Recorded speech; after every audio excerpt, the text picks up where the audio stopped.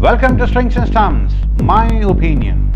Match number 33, Rajasthan Royals taking on Royal Challengers Bangalore at Dubai. That is AB de Villiers at number 4. The same thing should have been done in the last game. What a scintillating batting performance, 55 out of just 22 deliveries. Rajasthan Royals did a good job by changing the batting order. Robin Uthappa at number 1, Steve Smith getting down to number 4. Steve Smith, I've always been telling, stay on for a couple of overs, then the score will come, and that's what Steve Smith has done at the number 4 slot. I think this changeover of the batting order, the performance areas have gone up for Rajasthan Royals. In the end, they could not win. That's a different story. The 19th over, which mattered for both the teams to get on to that total of 170. The difference being Rajasthan Royals put on 15 runs in that over and Royal Challengers Bangalore put on 25 runs in that over. That 10 runs mattered because AB de Villiers. I have always been telling the number 4, 5, 6. If a good start is given by the 1, 2, 3 batsmen, the stability factor comes from 4, 5, 6. And that's what mattered. And also for the openers to get on, they need to respect their fast bowlers initially. Wait on for 1 or 2 overs. Then the day belongs to you. Let's see what happened at Sharjah. Match number 34, Delhi Capitals taking on Chennai Super Kings. Delhi Capitals back to their game of going back to the number 1 spot on the table. Shikhar Dhawan, brilliant, blasting 101 of just 58 deliveries, and with the finishing touch given by Akshar Patel with some support in the middle by Stoinis, took on the Delhi Capitals for that clean slated victory. Chennai Super Kings will be thinking hard on those dropped catches which might have costed heavily for them at this juncture of the tournament.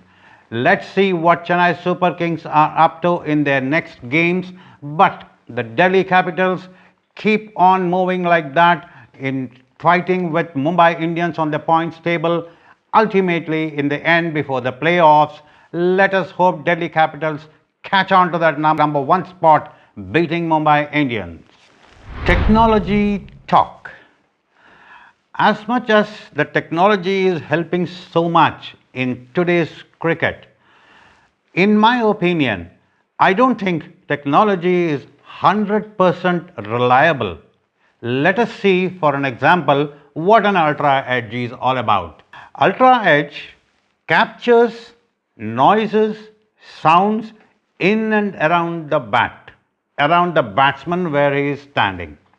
So, when the ball passes, what generally happens is the screen is kept, a split screen is kept, the ball while passing near the bat and closer to the body pad, when the spike goes up, that means there is a noise. Now, if the ball is closer to the bat, then that means it is only understood that the ball has hit the bat because the spike has gone up.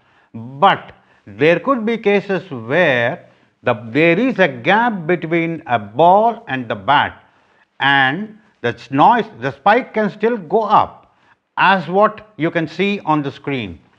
That could be reasons for bat hitting the ground, the bat hitting the pad.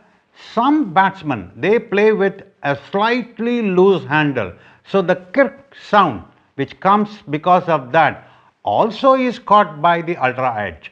Sometimes the pebble on the pitch, a pebble can hit the bat when the ball is passing. So these are all the cases where a noise can come. Now, for example, in today's game, the ball has pitched slightly ahead of the batsman, and at that point the spike has gone up. So it's just the noise which picks up. Now, many times we might find that the ball is very close to the bat and so there is no gap. But sometimes the gap also may be visible, may not be visible. What I'm trying to say is, it's 100%, it's not foolproof. There can be cases where the ball is passing, noise comes, maybe bat and ball are closer, but the spike goes up, ball is not hitting the bat. These are the plus minus points with the Ultra Edge. As far as the decision making is concerned, when the referral goes to the TV umpire, the TV umpire will start looking at the Ultra Edge and the split screen. If at all the TV umpire finds a gap between bat and ball, and if the spike goes up, the TV umpire can always get back and say that the spike is on, but I can find a gap between bat and ball, so it is not off the bat. This can be on with the TV umpire. If in case the gap is not found by the TV umpire, then when the spike goes up and the ball is close to the bat, the TV umpire has no choice but to say it is off the bat. Now, if it is not really off the bat and there is no gap found, the gap need not be found every time with the kind of technology. There could be some minor differences in the between bat and ball where that small gap is may not be visible sometimes. But at that time, where the TV umpire cannot make out that gap between bat and ball, he has no choice and he goes by the spike. That could be a wrong decision because it is based on technology. That is the reason why I am saying technology is not 100% foolproof. Match number 35, Sunrisers Hyderabad taking on Kolkata Knight Riders at Abu Dhabi. 2 points separating both the teams, Kolkata Knight Riders and Sunrisers Hyderabad, 8 and 6 points respectively. Previous meeting, Kolkata Knight Riders had a comfortable win against SRH, and Sunrisers Hyderabad would be looking to avenge the defeat.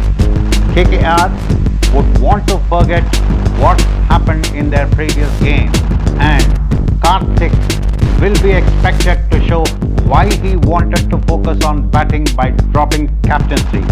Crux is a good opening start and stability at numbers 4, 5 and 6. SRH too must be thinking about the debacles they had against the game at Chennai Super Kings and will be keen to look for a win at this point of time. Kolkata Knight Riders should be going in with the same team. Sunrisers Hyderabad should have a change. They should be changing Priyam Garg and bringing in a young all-rounder in B. Sandhi. Let's see what both teams do when they face each other. I am expecting the Sunrisers Hyderabad will rise to the occasion by winning the toss, batting first, putting brakes on Kolkata Knight Riders and get a win here. Let's see what happens. Match number 36, Mumbai Indians taking on Kings XI Punjab at Dubai.